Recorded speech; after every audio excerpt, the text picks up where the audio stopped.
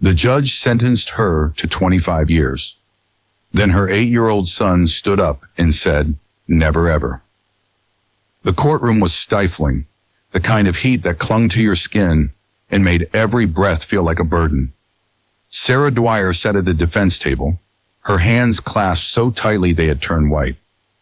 Her dark hair hung limply around her face, dampened by sweat or tears. It was hard to tell which. She wore a simple navy dress, chosen for its modesty, but it did little to soften the harshness of the moment. Across from her, the prosecutor leaned back in his chair, his expression smug, as if he'd just won some sort of game. Judge Margaret Hargrove adjusted her glasses and scanned the room with an air of finality. "Miss Dwyer," she began, her voice steady but cold. "After careful consideration of the evidence presented during this trial, I find you guilty on all counts." A collective gasp rippled through the gallery, though Sarah didn't flinch. She'd known this verdict was coming. She'd seen it written in the jurors' faces days ago when they stopped meeting her eyes. "You are hereby sentenced to 25 years in state prison without the possibility of parole." The gavel struck the soundboard, a sharp crack that reverberated through the room like a death knell. For a fleeting second, there was silence. Then chaos erupted. "Never, ever!" The cry came from the front row, high-pitched and desperate, slicing through the murmurs of reporters and spectators. Every head turned toward the source, a small boy with unruly brown hair and wide hazel eyes brimming with fury.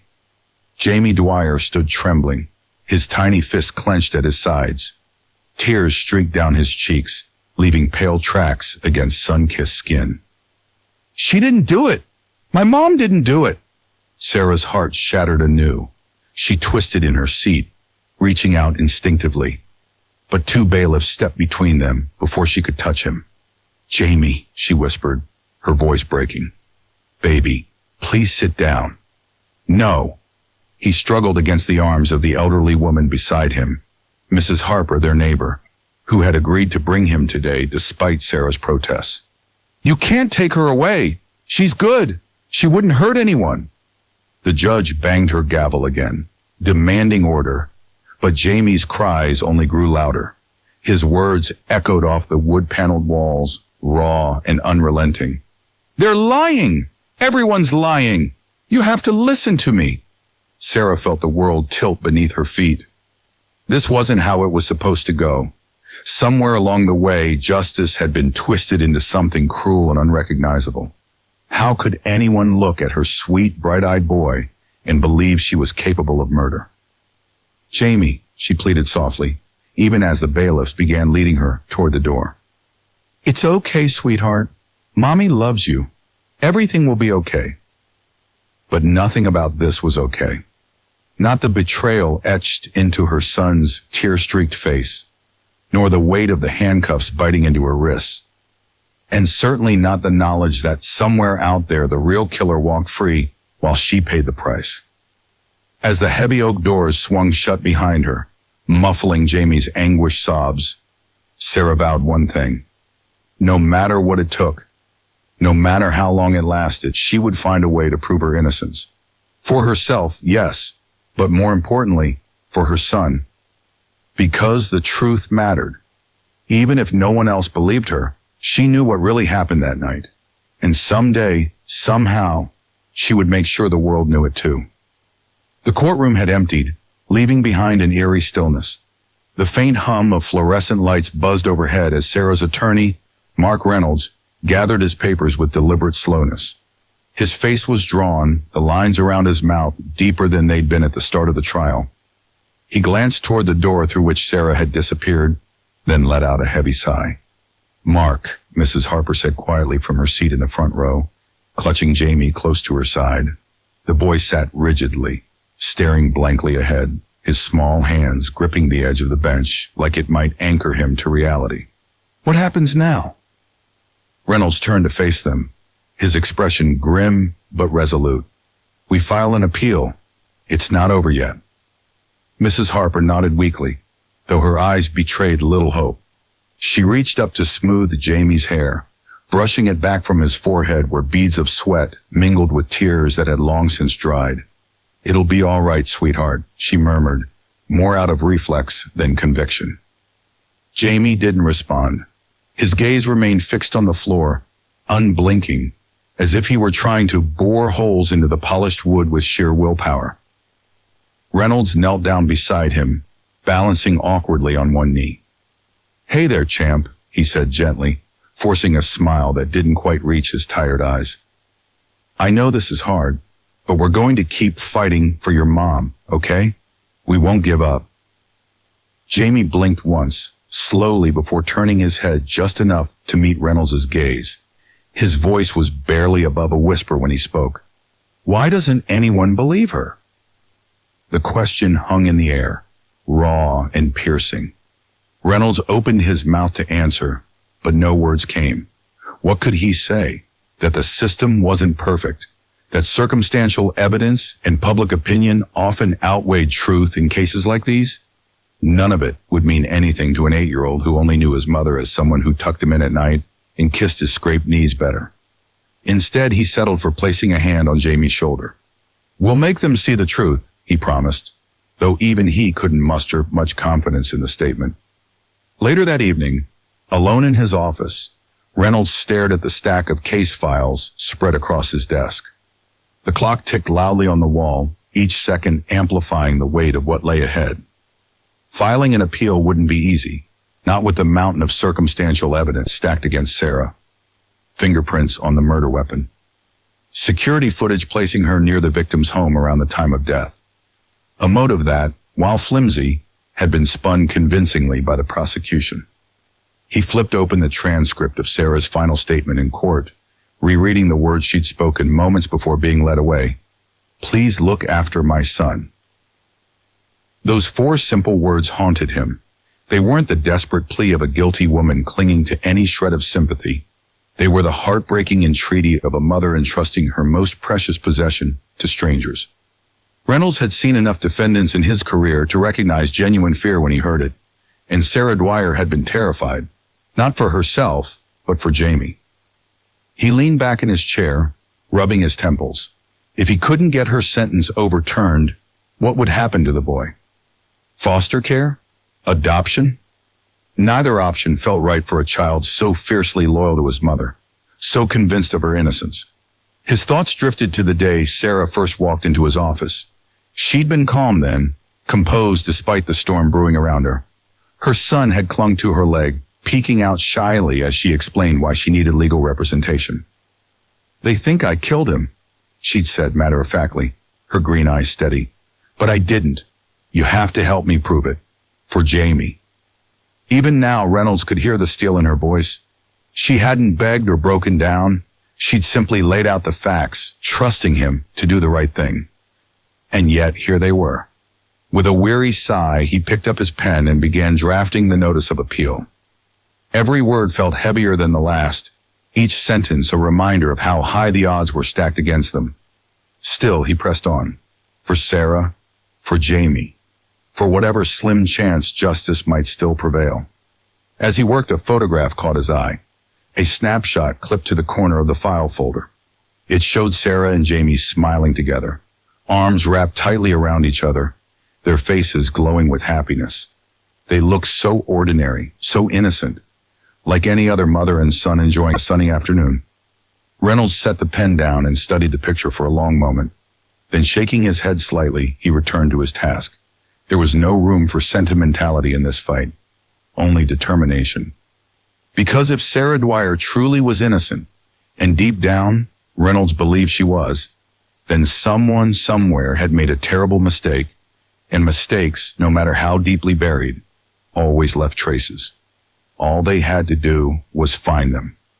The new house smelled of lemon-scented cleaner and unfamiliar spices, a stark contrast to the warm, comforting aroma of Sarah's oatmeal cookies that usually filled their small apartment. Jamie sat stiffly on the edge of a too-soft couch, his knees pulled up to his chest as he stared at the beige carpet beneath his sneakers. The couple who had taken him in, Mr. and Mrs. Langston, hovered nearby, exchanging worried glances but saying little. Their voices were soft, almost hesitant, as though afraid anything louder than a whisper might shatter him. Jamie didn't care what they thought or said. He wasn't staying here. This wasn't home. Home was wherever Mom was, and she needed him just as much as he needed her. Jamie, Mrs. Langston ventured gently, perching on the armrest farthest from him. Her hands fluttered nervously in her lap. "Are you hungry? I can make you something to eat." He shook his head without looking at her. His backpack rested beside him, its weight reassuring against his leg. Inside it was a shoebox, the only thing he'd been allowed to take with him when they came for him. It contained everything that mattered. Drawings he'd made for his mom, notes scribbled in crayon during long afternoons at daycare, and a single Polaroid photo of them together, smiling under a cherry blossom tree last spring. Mrs. Langston sighed softly and stood, retreating to the kitchen, where pots clattered faintly. Mr. Langston remained standing by the doorway, arms crossed, watching Jamie with an expression that mingled pity and discomfort. Neither of them understood. They couldn't. That night, Jamie lay awake in a twin bed, adorned with race car sheets that felt too childish for his 8 years. The room was silent except for the occasional creak of the house settling around him. He clutched the shoebox to his chest, unwilling to let it out of his sight even for a moment. Its contents were all he had left of his real life, the one before courtrooms and strangers and locked doors. His mind replayed the trial over and over again like a broken record, the prosecutor's smug smile, the jury's stony faces, his own voice shouting until it cracked, and then, worst of all, the look in Mom's eyes as she was led away. Equal parts love and desperation, promising him silently that she would come back for him no matter what. She hadn't done it. He knew that as surely as he knew his own name. Mom didn't lie. She didn't get angry or raise her voice unless absolutely necessary. She tucked him in every night and read stories about brave heroes who always found a way to win in the end. If anyone could prove she was innocent, it would be her. But until then, it was up to him to hold on, to remember everything good about her, so no one could forget. By morning, Jamie had stopped speaking altogether, not because he wanted to punish the Langstons. They weren't bad people, but because words seemed useless now. What was there to say? That he missed his mom? That this place felt wrong, empty, like a puzzle missing half its pieces? They already knew those things. Talking wouldn't change anything. At school, he became a ghost. Teachers tried to coax him into participating. Classmates invited him to join games at recess, but he simply shook his head and retreated further into himself. During art class, while other kids painted rainbows and animals, Jamie drew pictures of his mom. In one, she stood outside their old apartment building, waving goodbye with a smile. In another, she held his hand as they walked through a park, leaves swirling around them like confetti. Each drawing was tucked carefully into the shoebox when he got home, adding to the growing collection of memories he refused to lose. One afternoon, Mrs. Langston found him sitting cross-legged on the floor of his bedroom, arranging the drawings in neat rows. She hesitated in the doorway, unsure whether to intrude. Finally, she knelt beside him, her movements slow and deliberate. "Can I see?" she asked softly, gesturing toward the drawings. Jamie hesitated, then nodded once. He watched as she picked up a picture of him and Mom baking cookies, her lips curving into a sad smile. "She looks like a wonderful person," Mrs. Langston said after a moment. "You must miss her very much." For the first time since arriving, Jamie met someone's gaze directly. His hazel eyes burned with quiet intensity. "She didn't do it," he whispered, his voice hoarse from disuse. "They're wrong." Mrs. Langston reached out tentatively, placing a hand on his shoulder. "I believe you," she said, surprising herself as much as him. "And I'll do whatever I can to help you." Jamie didn't respond, but for the first time in days, he felt something shift inside him, a tiny spark of hope flickering to life amid the darkness. Maybe not everyone had forgotten about his mom. Maybe, just maybe, someone else still believed in her too. As he closed the lid of the shoebox and slid it back into his backpack, Jamie resolved to keep fighting. For Mom, for the truth, for the family they'd been torn apart from. No matter how hard things got, he wouldn't give up, because giving up meant losing her forever. And that was something he couldn't bear to imagine. It was late afternoon when Jamie stood at the edge of the overgrown lawn that led to his old apartment building. The sun hung low in the sky, casting long shadows across the cracked pavement. He clutched the shoebox tightly under one arm, its weight grounding him as he hesitated on the sidewalk. The place looked smaller than he remembered, quieter too, like it had already forgotten about him and Mom. Mrs. Harper had warned him not to come here. "They're clearing everything out tomorrow," she'd said gently the night before, her voice tinged with sadness. "It's better if you don't see it like this." But Jamie hadn't listened. There was something he needed, a thing only he knew about, something Mom had left behind. He glanced around nervously, making sure no one was watching, then darted up the steps and slipped inside. The air smelled stale now, heavy with dust and neglect. Their apartment door was slightly ajar, the lock broken where movers had forced their way in earlier. His heart thudded painfully against his ribs as he pushed it open wider and stepped inside. The living room was almost unrecognizable. Furniture was gone, leaving bare patches on the carpet where tables and chairs used to sit. The walls were empty except for faded rectangles where pictures once hung. Even the curtains were missing, letting harsh sunlight stream through uncovered windows. It felt wrong, like someone had erased their life piece by piece. But Jamie didn't linger there. He moved quickly down the narrow hallway to Mom's bedroom, his sneakers squeaking faintly on the hardwood floor. The dresser still stood against the far wall, though drawers lay scattered haphazardly around it, their contents dumped into boxes that sat waiting near the door. His eyes zeroed in on the bottom drawer, the one with the tiny brass keyhole embedded in its face. This was what he'd come for. Mom had always told him never to touch it. "That's for grown-up stuff, sweetheart," she'd say with a smile whenever he asked what was inside. "Someday, when you're older, I'll show you." But someday wasn't good enough anymore. Someday might be too late. Jamie knelt in front of the drawer and tugged on the handle, but it refused to budge. Frowning, he reached into his pocket and pulled out the small screwdriver Mrs. Harper had given him after he begged her for help. She'd been reluctant at first, but when he explained how important it was, she finally relented. "Just be careful, Jamie," she'd said, pressing the tool into his hand, "and promise me you'll bring whatever you find straight back to me." He hadn't promised. Not really, but he nodded anyway. Now, crouched on the floor of the empty apartment, Jamie inserted the tip of the screwdriver into the keyhole and jiggled it experimentally. At first, nothing happened. Then, with a soft click, the mechanism gave way. The drawer slid open smoothly, revealing its contents. For a moment, Jamie froze. Tucked neatly inside were stacks of papers, envelopes, and a worn leather journal. On top of everything lay an old Polaroid camera, the same one Mom used to take silly pictures of them together. His fingers trembled as he picked it up, running his thumb over the smooth plastic surface. Memories flooded back. Birthdays, holidays, lazy Saturdays spent laughing in the park. Beneath the camera was a manila envelope marked "Personal Do Not Open" in Mom's handwriting. Jamie hesitated, staring at the words for a long moment before carefully sliding the envelope out. Inside were documents, official-looking papers with stamps and signatures, and several printed emails dated months before the arrest. One caught his eye immediately, a message from someone named Dr. Ethan Caldwell, addressed to Sarah. The subject line read, "Confidential report urgent." Jamie didn't understand all the words, but one phrase jumped out at him. "Potential threat to your safety."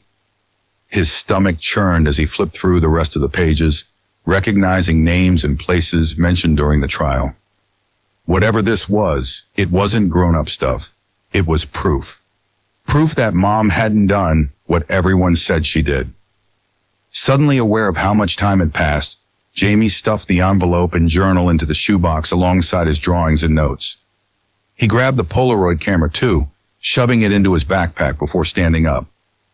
His legs felt shaky, but his resolve burned brighter than ever. As he turned to leave, he spotted Mrs. Harper standing in the doorway, her arms crossed and her expression unreadable. "I thought I told you to wait for me," she said quietly, stepping inside. I couldn't, Jamie replied, clutching the shoebox to his chest. I had to do it myself. Mrs. Harper sighed, shaking her head, but there was no anger in her gaze, only concern. What did you find? Jamie held out the envelope, his hands trembling. Something big. Something they missed. Her eyes widened as she took it from him, scanning the contents quickly. When she looked up again, her face was pale.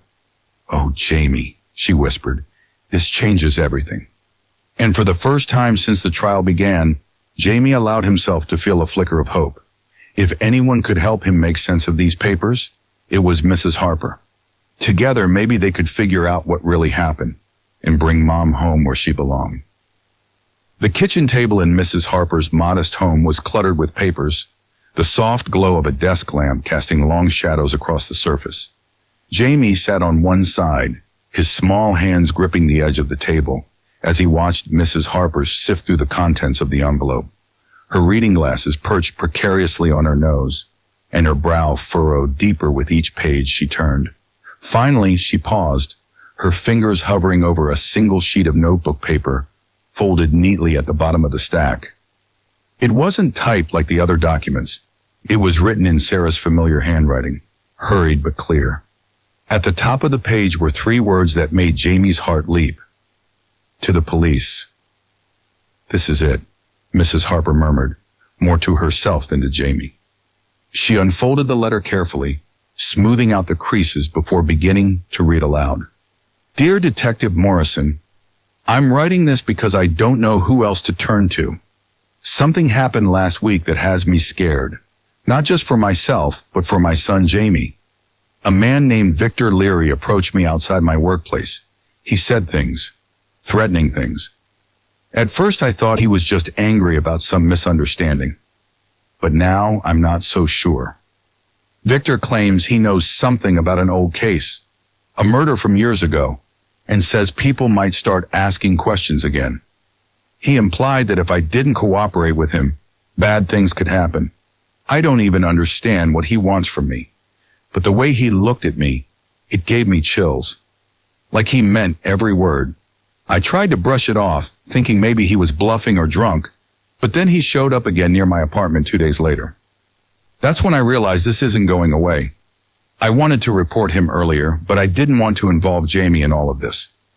Now I'm afraid I waited too long. Please look into this. If anything happens to me, or if someone tries to pin something on me, I need you to know Victor Leary is involved. I swear I haven't done anything wrong. Please believe me. Sincerely, Sarah Dwyer. Mrs. Harper lowered the letter slowly, her hands trembling slightly as she set it down on the table. For a moment, neither of them spoke. The silence in the room felt heavy, pressing down on Jamie's chest until he couldn't bear it anymore. Who's Victor Leary? He asked, his voice barely above a whisper. Mrs. Harper removed her glasses and rubbed her temples, her expression troubled. I've heard the name before, she admitted. Years ago, there was a scandal involving a wealthy businessman accused of embezzling money. And worse, Victor Leary was one of his associates. Rumor had it he helped cover things up, but nothing stuck. He disappeared after that, or at least faded out of the public eye. Jamie frowned, trying to piece together what this meant. So, Mom thought he was trying to frame her? It looks that way, Mrs. Harper said grimly. And based on what's in this letter, it seems like she was right to be afraid. But why didn't she send it? Jamie demanded, his voice rising with frustration. Why didn't she tell anyone sooner? Mrs. Harper sighed, leaning back in her chair. Maybe she was scared no one would believe her without proof. Or maybe she trailed off, her gaze drifting toward the window where twilight painted the sky in shades of orange and purple. Maybe she thought she could handle it herself and protect you at the same time. Jamie clenched his fists, anger bubbling inside him, not at Mom, but at the unfairness of it all. Why did everything have to be so hard? Why couldn't people just see how much she loved him? How impossible it was for her to hurt anyone. We have to show this to Mr. Reynolds, Jamie said firmly, grabbing the letter and holding it out to Mrs. Harper. He'll know what to do. She hesitated, glancing at the boy with a mixture of admiration and concern. Jamie, we can't just barge into this blindly. This kind of thing? Accusing someone powerful like Victor Leary? It's dangerous. We need to think carefully about our next steps. There's no time to think, Jamie insisted, his voice cracking with emotion. Mom needs us. What if they're hurting her in jail? What if they already sent her somewhere far away? Mrs. Harper reached across the table, placing a gentle hand on his arm. I promise you, we won't let that happen. But rushing in without a plan could make things worse, for your mom and for us. First, we need to find out more about Victor Leary, who he is now, what he's been doing since those old scandals. Only then can we decide how to use this letter. Jamie stared at her, torn between impatience and reluctant trust. Finally, he nodded, though his jaw remained tight with determination. Okay, he said quietly, but we're not stopping, no matter what. Mrs. Harper offered him a small, reassuring smile. No matter what, she agreed.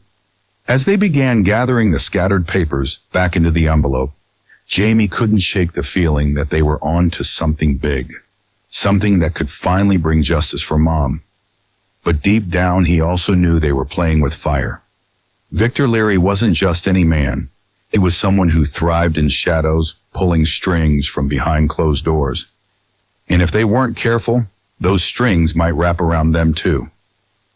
Jamie sat cross-legged on the floor of Mrs. Harper's living room, surrounded by his drawings. The shoebox lay open beside him, its contents spread out like puzzle pieces waiting to be assembled. Each picture was a memory, a fragment of the life he and Mom had shared before everything fell apart. As he flipped through them, one stood out among the rest, a charcoal sketch of flames licking at the windows of a building, smoke curling into the night sky. It wasn't just any building.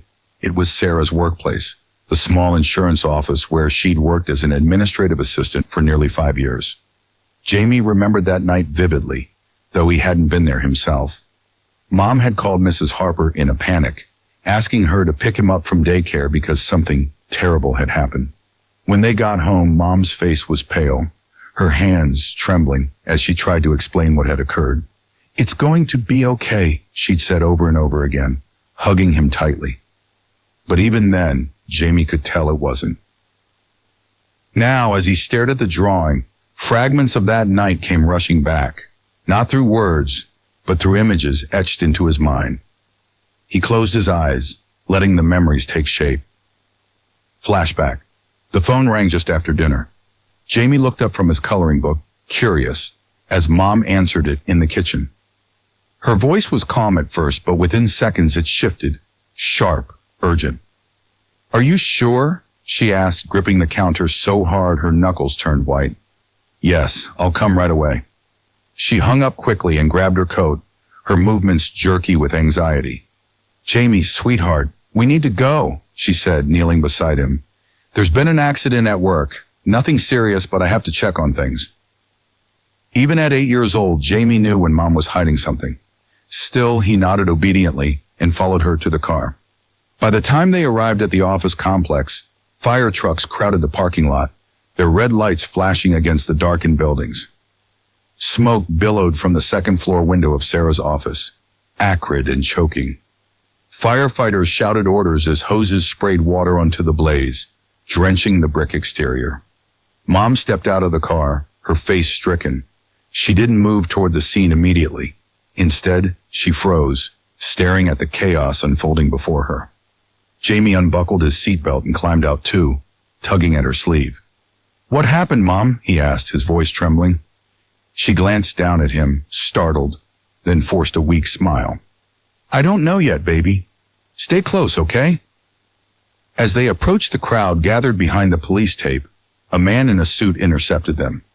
Jamie recognized him instantly. It was Detective Morrison, the same man who would later question Mom during the trial. Miss Dwyer, Morrison said, his tone clipped but not unkind. We need to speak with you about tonight. Mom nodded, clutching Jamie's hand tighter. Of course. But can someone watch my son while we talk?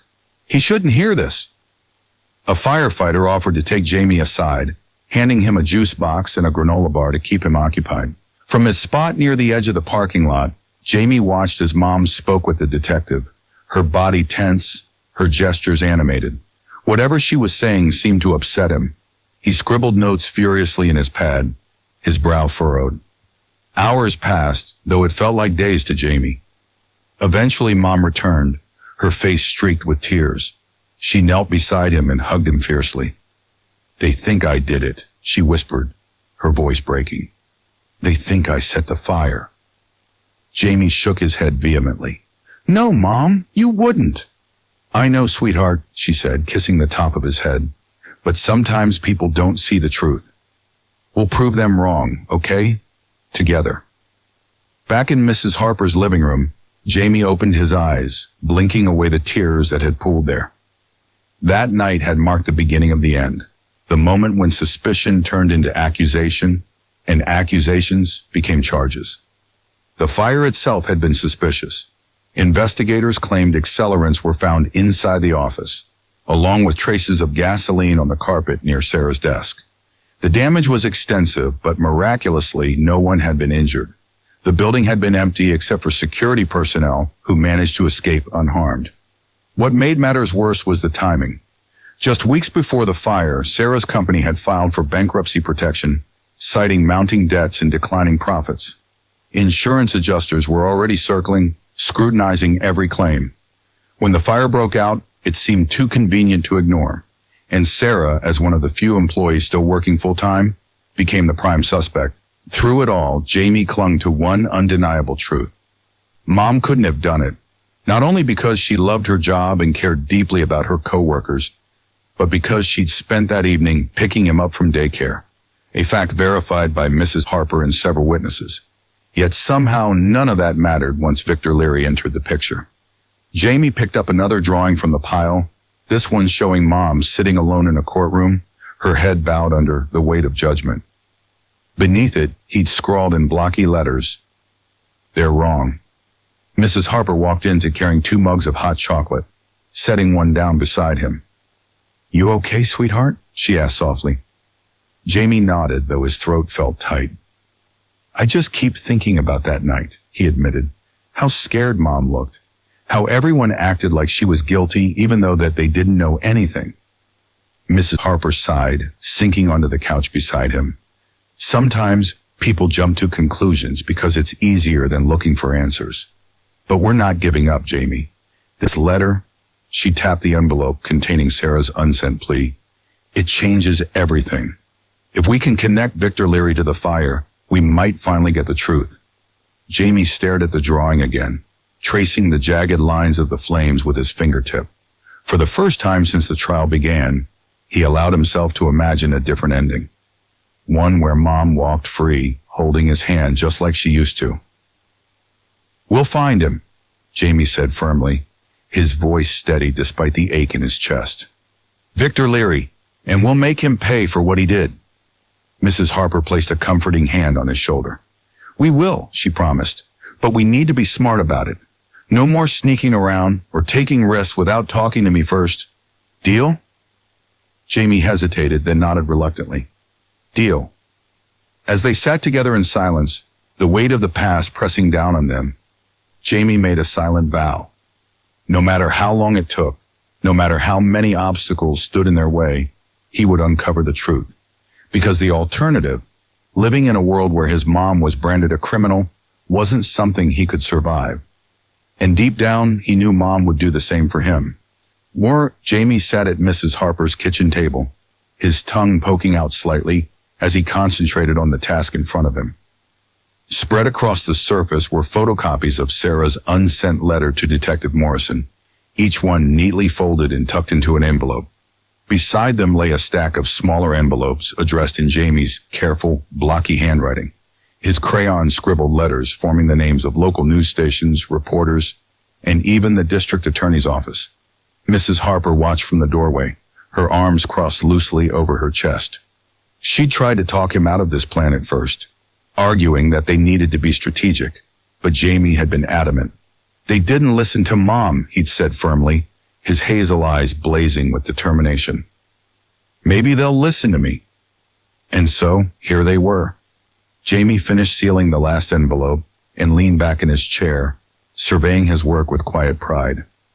The table was covered in stamps, stray bits of paper, and smudges of blue and red crayon where he'd tested colors before writing. He glanced up at Mrs. Harper, who still looked skeptical, but also undeniably moved. "Are you sure about this?" she asked softly. He nodded without hesitation. "I'm sure. If I don't do something, no one else will." She hesitated for a moment longer, then sighed and stepped forward, placing a hand on his shoulder. "All right, champ, let's get these mailed." The next morning, Jamie stood at the edge of the post office counter, clutching the heavy bag of envelopes tightly. The line ahead of him seemed endless, and his legs ached from standing still for so long, but he refused to sit down or let Mrs. Harper take the bag from him. This was his mission, his responsibility, and he wasn't going to hand it off to anyone else. When it was finally their turn, the clerk raised an eyebrow at the sheer number of envelopes Jamie placed on the scale.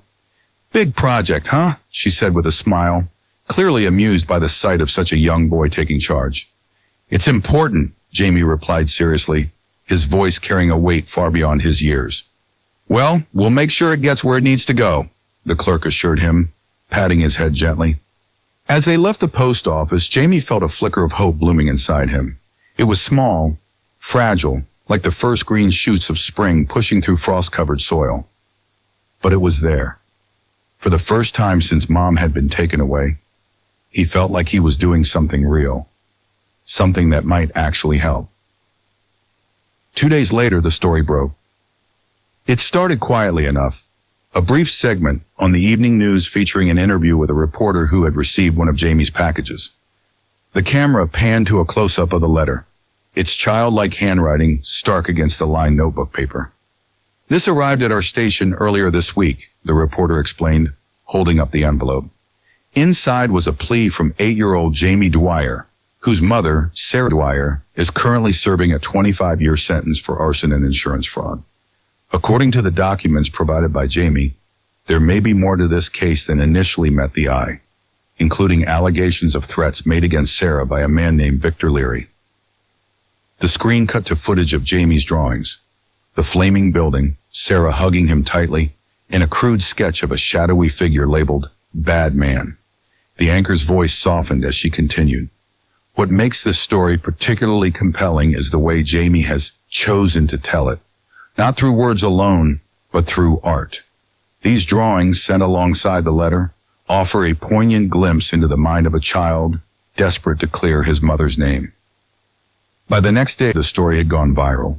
Social media feeds lit up with shares and comments, hashtags like #free, Sarah Dwyer and #believe in Jamie, trending nationwide. Local news outlets picked up the story, followed quickly by national networks. Reporters camped outside Mrs. Harper's house, hoping to catch a glimpse of the boy behind the campaign. But Jamie didn't care about the attention. All he cared about was whether people believed him. That evening, Mrs. Harper ushered Jamie into the living room, where the television buzzed with updates. On screen, a panel of experts debated the implications of Jamie's revelations. One commentator held up a copy of Sarah's unsent letter, pointing out key phrases like potential threat to your safety and if anything happens to me. "This changes the narrative significantly," the commentator said gravely. "If these claims are true, it raises serious questions about the investigation and whether Sarah Dwyer was framed." Jamie perched on the edge of the couch, his hands gripping his knees as he listened intently. When the segment ended, he turned to Mrs. Harper, his expression hopeful but uncertain. "Do you think it worked?" he asked quietly. She smiled, reaching over to ruffle his hair. "I think it's a start, sweetheart. A very big start." Later that night, after the reporters had packed up and the streetlights cast long shadows across the yard, Jamie sat alone in his room, staring at the shoebox filled with his drawings and notes. For the first time in months, he allowed himself to imagine what life might look like if everything worked out. If Mom came home, if justice prevailed, if the world finally saw the truth. He picked up his favorite drawing, the one of him and Mom under the cherry blossom tree, and traced the lines with his finger. "We're going to fix it, Mom," he whispered, as though she could hear him. "I promise." And for the first time in a long time, he truly believed it. The morning sun filtered through the blinds in Mrs. Harper's living room, casting golden stripes across the worn carpet. Jamie sat cross-legged on the floor, flipping through yet another news article about his campaign when the phone rang. Mrs. Harper hurried to answer it, her voice cheery but cautious as she greeted the caller. Jamie barely noticed. He was too focused on the headline glowing from the tablet screen. "Nation rallies behind boy fighting for mom's freedom." Scrolling down, he saw comments pouring in from strangers all over the country. "This breaks my heart. I hope they find the truth. No child should have to fight this hard for justice. If even half of what Jamie says is true, Sarah Dwyer deserves a new trial." But amidst the wave of support, there were skeptics too. People questioning whether a child's drawings and an unsent letter could really overturn a conviction. Jamie clenched his fists, frustration bubbling inside him. He wished everyone could see what he saw. The goodness in Mom, the impossibility of her guilt. Then Mrs. Harper appeared in the doorway, her face pale but alight with urgency. "Jamie," she said, holding out the phone, "you need to hear this." He scrambled to his feet, taking the receiver hesitantly. "Hello?" A soft, hesitant voice came through the line. "Hi, Jamie. My name is Claire Monroe. I used to work with your mom at the insurance office." Jamie froze, his grip tightening on the phone. Do you know something about what happened?" There was a pause, and when Claire spoke again, her tone carried a weight of regret. "I think so. Your story, it reminded me of something I should have spoken up about a long time ago." Claire agreed to meet them later that afternoon at a quiet cafe downtown. She arrived wearing a plain gray sweater and jeans, her dark hair pulled back into a loose ponytail. Her hands trembled slightly as she clutched a steaming mug of tea, and her eyes darted nervously around the room before settling on Jamie. "I'm sorry," she began, her voice barely above a whisper. "I didn't realize how important this might be until I saw your drawings on the news. But now I feel like I owe it to your mom to tell you what I know." Mrs. Harper leaned forward, placing a reassuring hand on Jamie's shoulder. "Take your time, Claire. We're listening." Claire nodded, exhaling slowly. "It was just a few days before the fire. Victor Leary showed up at the office unexpectedly. He wasn't supposed to be there. We'd already started packing everything up because of the bankruptcy. But he stormed in, demanding to speak with Sarah. I tried to stop him, but..." She shook her head, her lips pressing into a thin line. "What did he say?" Jamie asked, his voice trembling. "He said something about a payment. A debt she owed him. I didn't understand it at the time. Sarah never mentioned owing anyone money. But he was angry, really angry. He told her, if you don't take care of this, bad things will happen." Jamie's heart raced. Did my mom seem scared? "Yes," Claire admitted, lowering her gaze. She looked terrified, but she tried to play it off like she was handling it. After he left, she went straight to her desk and started making calls. I asked her if she was okay, and she just said, "It'll be fine." Mrs. Harper frowned. "Did you report any of this to the police after the fire?" Claire winced, guilt flashing across her face. "No, honestly, I didn't think it mattered. Everyone was so quick to blame Sarah, I didn't want to get involved. Plus, Victor has connections, powerful ones. I was afraid of what might happen if I spoke out." Jamie felt a surge of anger rising in his chest, but he forced himself to stay calm. This wasn't Claire's fault, not entirely. She was just another piece of the puzzle, one who had stayed silent for too long. "But you're telling us now," Mrs. Harper said gently. "That means something." Claire nodded, tears welling in her eyes. "I can't undo the past, but I can help now. If you need me to testify or share what I know publicly, I'll do it. For Sarah and for you, Jamie." Jamie swallowed hard, blinking back tears of his own. "Thank you," he whispered. As they walked home later that evening, Jamie's mind buzzed with possibilities. Claire's testimony strengthened their case. It added credibility to Mom's claims about Victor threatening her. Maybe, just maybe, it would be enough to convince someone in power to reopen the investigation. Mrs. Harper glanced down at him, her expression thoughtful. "This changes things," she said. "With Claire coming forward, we have a witness who can corroborate your mom's story." "That's huge," Jamie nodded, clutching the strap of his backpack tighter. Inside it was the shoebox, its contents more valuable than ever. "We're getting closer," he murmured. "I can feel it." But even as hope swelled within him, a nagging fear lingered. Victor Leary wasn't just some ordinary man. He was dangerous, capable of covering his tracks and silencing those who got in his way. What if he found out about Claire? What if he retaliated against her? Or worse, against Jamie and Mrs. Harper? "We'll be careful," Mrs. Harper assured him, as though reading his thoughts. "We won't let anything happen to you or anyone else helping us, okay?" Jamie nodded again, though doubt still gnawed at the edges of his resolve. They were close, he knew it, but the hardest part was yet to come. Victor Leary had spent years hiding in the shadows, pulling strings without consequence. Now, thanks to Jamie's determination and the courage of people like Claire, those shadows were beginning to lift. And Jamie wouldn't rest until every last one of them was exposed. The knock at Mrs. Harper's door came early on a crisp Monday morning, startling Jamie awake from where he'd been dozing on the couch. He'd stayed up late the night before, poring over Claire's statement and sketching out ideas for new drawings to send to reporters. When he opened the door, however, sleepiness vanished instantly. Standing on the porch was a tall woman with sharp features and an air of quiet authority. Behind her stood two men in suits, their expressions unreadable but professional.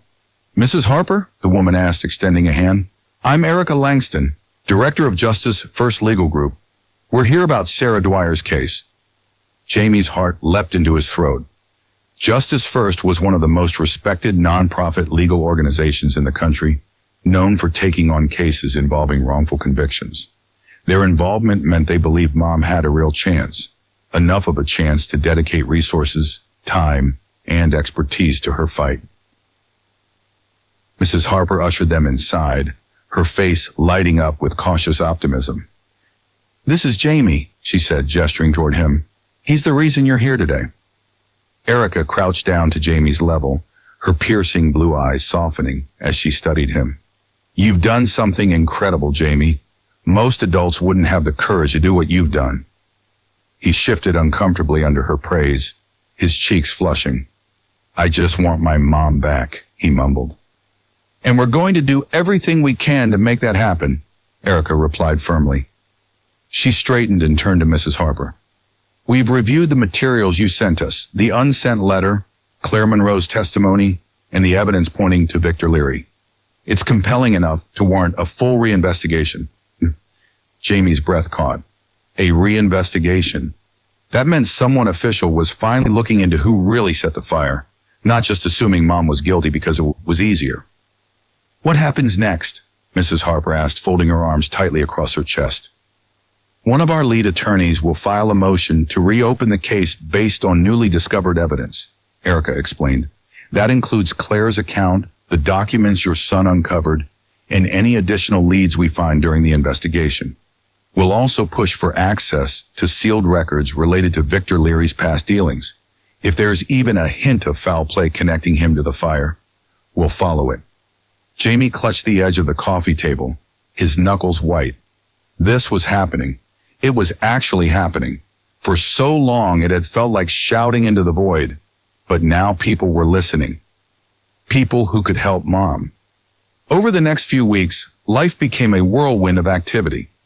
Lawyers visited regularly, asking questions about the night of the fire, reviewing every detail Jamie remembered. Reporters continued to call daily, eager for updates, though Mrs. Harper politely declined interviews to shield Jamie from further stress. Meanwhile, Erica and her team worked tirelessly behind the scenes, gathering affidavits, subpoenaing documents, and building a case strong enough to overturn Sarah's conviction.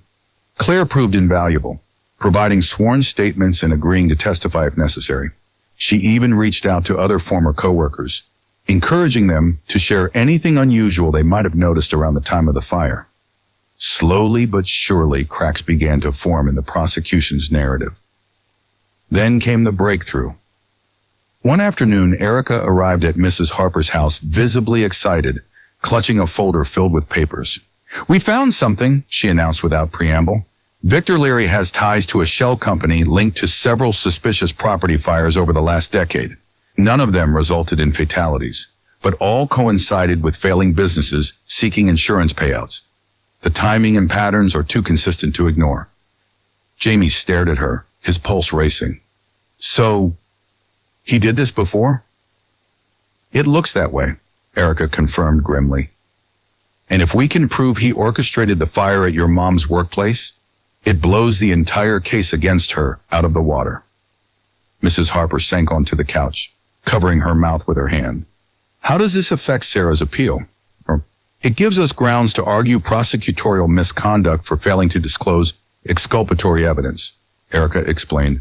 "If law enforcement knew or should have known about Leary's history and didn't investigate it, that alone could invalidate the verdict. Add in Claire's testimony and the letter, and we're looking at a very strong argument for retrial or outright exoneration." Jamie's head spun with the weight of what she was saying. Retrial, exoneration. Words he'd only dreamed of hearing were suddenly within reach. "But what about Victor?" he asked quietly. "Will he go to jail too?" Erica hesitated, her expression darkening slightly. "That depends on how much evidence we can gather, tying him directly to the crime. Right now, our priority is freeing your mom. Once we clear her name, we'll focus on holding Leary accountable." Jamie nodded, swallowing hard. As much as he wanted justice for Mom, part of him burned with anger toward the man who had destroyed their lives. Still, he understood Erica's point. They had to take things one step at a time. As the days passed, Jamie threw himself into supporting the effort. He drew more pictures to accompany press releases, each one designed to keep public pressure on officials to act quickly. One showed Mom standing in front of a courthouse, her arms raised triumphantly. Another depicted a shadowy figure being led away in handcuffs labeled, "Bad Man Caught." Reporters dubbed him the boy who wouldn't quit, and the nickname stuck. Letters poured in from strangers offering words of encouragement, some enclosing small gifts or donations to Justice First. Jamie read every single message, taping his favorites to the wall above his bed. Each one reminded him that he wasn't alone, that people across the country cared about what happened to his mom. But despite the progress, fear lingered in the corners of his mind. Victor Leary was still out there, untouchable for now. What if he tried to stop them? What if he disappeared again, leaving no trace? "You're doing great, kiddo," Mrs. Harper assured him one evening as they sat together watching the news. "No matter what happens, you've already changed the game. People won't forget this story. Or your mom." Jamie leaned his head against her arm, letting her words sink in. He didn't feel brave most days, not really, but maybe bravery wasn't about feeling fearless. It was about moving forward anyway, even when the odds seemed impossible. And move forward they would, because Mom was counting on them. For the first time in months, Jamie let himself imagine the future. A future where justice prevailed, where families stayed together, where truth mattered more than power. They weren't there yet, but they were closer than ever. And that was enough. The pieces of the puzzle began to fall into place one rainy afternoon in Erica Langston's office. Jamie sat perched on a stool beside Mrs. Harper, his legs swinging as he watched Erica and her team spread documents across a large conference table. Papers rustled, laptops hummed, and the faint scent of coffee mingled with the dampness seeping through the windows. "This is it," Erica said, tapping a stack of financial records bound together by a rubber band. Her voice was steady but carried an undercurrent of triumph. "Victor Leary didn't just threaten your mom, he set her up." Jamie leaned forward, his heart pounding. "What did you find?" Erica slid a document toward him, a printout of what looked like a bank statement filled with rows of numbers and cryptic codes. To Jamie, it might as well have been written in another language, but Erica's explanation brought clarity. "These are hidden transaction logs we uncovered from a shell company tied to Leary. she explained. It shows payments made to subcontractors who were hired to start fires at failing businesses, including Sarah's workplace. In each case, Leary stood to profit massively from inflated insurance claims. Mrs. Harper frowned, leaning closer to examine the paper. But why frame Sarah? Why not someone else? Because she fit the profile perfectly, Erica replied grimly. She worked late hours, knew the ins and outs of the business, and had access to sensitive information. Framing her created chaos within the company, making it easier for Leary to manipulate the investigation without raising suspicion. Plus, she paused, glancing at Jamie before continuing more gently. He underestimated her. He thought no one would believe a single mother over a wealthy, well-connected man like himself. Jamie clenched his fists, anger simmering beneath his skin. Victor hadn't just hurt Mom. He'd counted on people ignoring her, dismissing her because she didn't have money or power. But Jamie had spent months proving how wrong that assumption was. As the team dug deeper, they discovered something even more damning. A series of emails between Leary and one of his associates discussing specific details of the fire at Sarah's office. One message stood out, a chilling exchange dated just days before the blaze. "Dwyer's out of options," Leary had written. "If she doesn't cooperate, make sure she takes the fall. No loose ends." Beneath it, his associate responded, "Consider it handled." "That's premeditation," Erica muttered, her jaw tightening. "This isn't just evidence of arson. It's proof of a deliberate attempt to destroy your mom's life." Jamie felt nauseous, the weight of everything crashing down on him. All this time, Victor had known exactly what he was doing. He hadn't acted out of desperation or greed alone. He'd planned it all, carefully orchestrating events to ensure Sarah took the blame while he walked away unscathed. But now, thanks to Erica's relentless pursuit of justice, the truth was finally coming to light.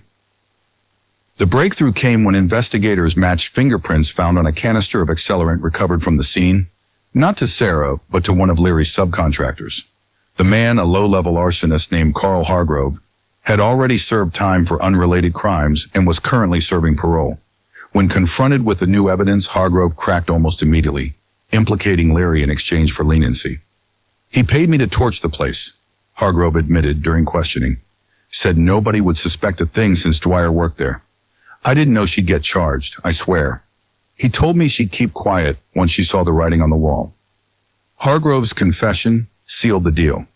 Combined with the transaction logs and emails, it painted a damning picture of Victor Leary as a calculating criminal willing to ruin lives for personal gain. For Jamie, hearing the news felt like lifting an impossibly heavy weight off his shoulders. It wasn't just about vindicating Mom anymore. It was about exposing the man who had torn their family apart. That evening, as rain continued to patter against Mrs. Harper's living room window, Jamie sat surrounded by fresh drawings inspired by the day's revelations. One depicted Victor Leary behind bars, his face twisted in anger. Another showed Mom stepping out of a courthouse, arms wide as Jamie ran toward her. "They're going to arrest him tomorrow," Mrs. Harper said softly, setting a mug of hot chocolate beside him. "Victor Leary, I mean." Jamie nodded, tracing the lines of the drawing absently. "Do you think Mom will be free soon?" "I do," Mrs. Harper replied, her voice warm with reassurance. "With this kind of evidence, there's no way they can keep her locked up. Justice First says the judge has already agreed to expedite the appeal process." A small smile tugged at Jamie's lips, though tears welled in his eyes. For so long, he'd fought alone, or at least it had felt that way. Now, with Erica's team, Claire's bravery, and countless strangers cheering them on, it seemed possible that Mom might come home after all. "But what happens to Victor?" Jamie asked quietly. Mrs. Harper hesitated, choosing her words carefully. "He'll face charges for arson, fraud, and conspiracy, maybe even attempted murder, depending on how far they can connect him to those other fires. Either way, he won't hurt anyone else ever again." Jamie nodded, letting the promise settle over him like a blanket. Whatever happened next, one thing was certain. Victor Leary wouldn't win. Not this time. As the night wore on, Jamie climbed into bed, clutching his favorite drawing close to his chest. It was the one of him and Mom under the cherry blossom tree, the same image that had fueled his determination since the beginning. "We're almost there, Mom," he whispered into the darkness. "Just hold on a little longer." And for the first time in what felt like forever, Jamie fell asleep believing that everything would be okay. Because sometimes, even in the darkest storms, justice finds its way, and love proves stronger than fear. The morning air was crisp, carrying the faint scent of pine and damp earth. Jamie stood just outside the heavy iron gates of Willow Creek Correctional Facility, his small frame dwarfed by the imposing structure behind him. In his hands, he clutched the drawing that had become a symbol of their fight. A simple sketch of a mother and son under a cherry blossom tree, with 4 words scrawled boldly across the bottom in blue crayon. "My mom is good." He shifted from one foot to the other, his heart pounding so loudly he could barely hear Mrs. Harper's soft reassurances beside him. "She'll be here soon, sweetheart," she murmured, placing a comforting hand on his shoulder. Just a few more minutes. But to Jamie, those minutes felt like hours. He'd waited 17 long months for this moment. 517 days of missing her laugh, her hugs, the way she always smelled like lavender soap. Now that it was finally happening, every second stretched endlessly, each breath tinged with disbelief. What if something went wrong? What if they changed their minds at the last minute? Then, as if answering his unspoken fears, the gates creaked open. At first, Jamie didn't see her. He only heard the sound of footsteps echoing against the concrete. And then she appeared, stepping tentatively into the sunlight like someone emerging from a dream. Her hair was shorter now, streaked with strands of gray that hadn't been there before, but her eyes were exactly the same. Bright, warm, and filled with tears as she spotted him standing there. "Jamie!" Her voice broke on his name, raw and trembling, and suddenly she was running toward him, arms outstretched. Jamie dropped the drawing and sprinted forward, colliding with her in a fierce embrace that left them both gasping. "I knew you'd come back," he choked out, burying his face in her shoulder. "I promised I wouldn't give up." Sarah held him tightly, her body shaking with sobs as she pressed kisses to the top of his head. "You saved me, baby," she whispered, her voice thick with emotion. "You never stopped believing in me, even when no one else did." For a moment, neither of them spoke. They simply clung to each other, letting the weight of all they'd endured melt away in the warmth of reunion. Around them, reporters snapped photos and shouted questions, but Jamie barely noticed. All that mattered was the steady rhythm of Mom's heartbeat beneath his ear, proof that she was real, alive, and finally free. Mrs. Harper hung back, giving them space while discreetly waving off the press. Erica Langston stood nearby, watching the scene with a satisfied smile. She'd fought tirelessly for this moment, pouring every ounce of her expertise into ensuring justice prevailed. Seeing Sarah reunited with her son made it all worthwhile. When Jamie finally pulled back, sniffling and wiping his nose on his sleeve, Sarah knelt down to meet his gaze. Her hands cupped his face, thumbs brushing away the tears that mirrored her own. "You're my hero, you know that," she said softly, her voice cracking. "Everything you did, sending those letters, drawing those pictures, speaking up when no one else would, it brought me home to you. I couldn't be prouder of you, Jamie." He shook his head fiercely, his lower lip quivering. "No, Mom, you're the hero. You didn't do anything wrong.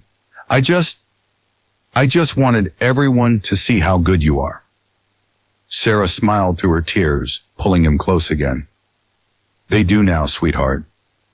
Because of you."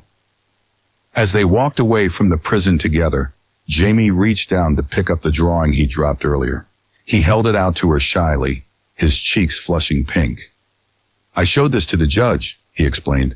"I told them it was true. You're good. That's why they let you go." Sarah took the paper gently, her fingers tracing the bold letters at the bottom. When she looked up at him, her expression was a mixture of awe and gratitude.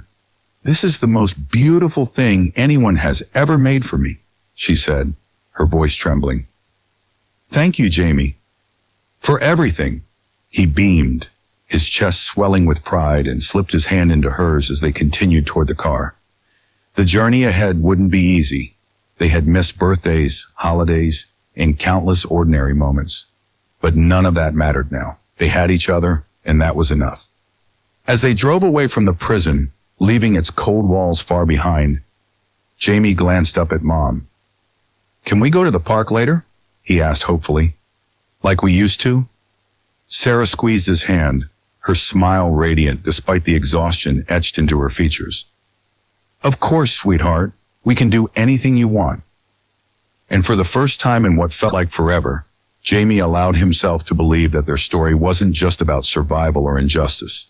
It was about love, the kind that endures, fights, and ultimately triumphs. Because sometimes the simplest truths are the hardest to prove and the most powerful to share. My mom is good. Yes, she was. And now the whole world knew it too. The hearing room was quiet except for the soft hum of fluorescent lights overhead. Sarah Dwyer sat at a long wooden table, her hands folded neatly in front of her, as members of the state's Criminal Justice Reform Panel filed in and took their seats. Jamie sat in the front row behind her, clutching his backpack tightly, his legs swinging slightly beneath the chair. Despite the formality of the setting, there was an undeniable sense of purpose in the air, a shared understanding that this wasn't just another meeting, it was a chance to make things right. Miss Dwyer, began the panel chair, a middle-aged woman with kind eyes and a no-nonsense demeanor. Thank you for agreeing to testify today. Your case has brought much-needed attention to issues surrounding wrongful convictions, and we're grateful for your willingness to share your story. Sarah nodded, taking a deep breath before she began. Her voice wavered at first, but as she spoke, it grew steadier, carrying the weight of everything she had endured and everything she refused to let happen to anyone else. I never thought I'd be here, she admitted, glancing briefly at Jamie before turning back to the panel. When I was arrested, I believed the truth would set me free. I trusted that people would see past the evidence stacked against me and recognize who I really am. A mother, a worker, a person who values honesty above all else. But the system failed me. It failed my son, and it fails countless others every single day. She paused, swallowing hard, her gaze sweeping across the room. I'm not here to point fingers or demand apologies. What I want is change. Better training for law enforcement, more accountability for prosecutors, and safeguards to ensure that innocent people aren't railroaded by circumstantial evidence or bias. No child should have to fight the way my son did. No family should have to suffer the way ours did. Jamie watched his mom intently, pride swelling in his chest. She looked so strong up there, stronger than he'd ever seen her, even though he knew how nervous she must be. When she finished speaking, the room erupted into applause, but Sarah didn't linger on the praise. Instead, she turned and gave Jamie a small, reassuring smile, mouthing the words, "We did it." Later that evening, back at their new apartment, a modest 2-bedroom they'd rented with help from Erica and Justice First, Jamie sprawled on the floor, surrounded by construction paper, markers, and glue sticks. On the coffee table in front of him lay the beginnings of his school project, a colorful poster titled, "Truth Wins, Even If It Takes Time." At the center of the design was a drawing of himself handing the unsent letter to Detective Morrison, surrounded by images of Mom stepping out of prison, reporters holding microphones, and Claire testifying in court.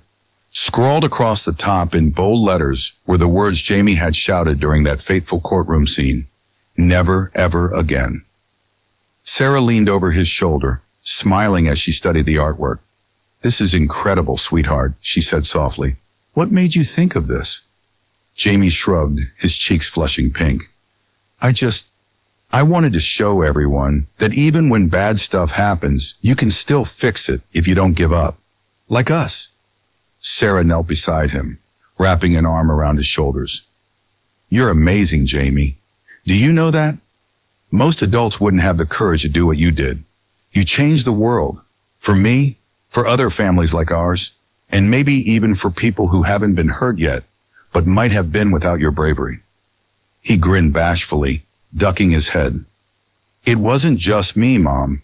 You're the one who taught me to always tell the truth, even when it's hard. And you reminded me why it matters, Sarah replied, kissing the top of his head. No matter what happens next, we'll keep telling our story, because if it helps even one person, it'll be worth it. As weeks turned into months, life began to settle into a rhythm of healing and rebuilding. Sarah found work at a local nonprofit helping exonerated individuals reintegrate into society, while Jamie threw himself into school projects and extracurricular activities, determined to use his voice for good. Together, they attended support groups for families affected by wrongful convictions, sharing their experiences and offering hope to those still fighting for justice. But scars remained. Some nights, Sarah woke drenched in sweat, haunted by memories of her cell. Other times, Jamie startled at sudden noises, his mind flashing back to the chaos of reporters shouting questions outside the courthouse. Yet through it all, they held on to each other, finding strength in their bond and resilience in their shared mission.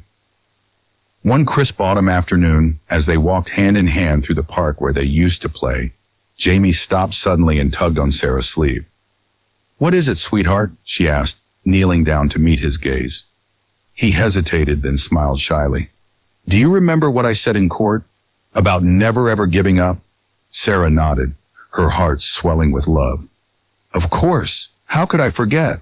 "Well," he bit his lip, looking up at her earnestly. "I meant it, for everything. Not just getting you out of jail. If something bad happens again, or if someone tries to hurt us, we won't let them win, right?" Tears welled in Sarah's eyes as she pulled him into a tight hug. "That's right, baby. No matter what comes our way, we'll face it together, because we're stronger than anything life throws at us." And as they stood there under the golden canopy of changing leaves, arms wrapped tightly around each other, Jamie knew she was telling the truth. They weren't just survivors anymore. They were fighters. Scarred, yes, but unbreakable. Because sometimes the hardest battles lead to the brightest victories. And theirs was only beginning.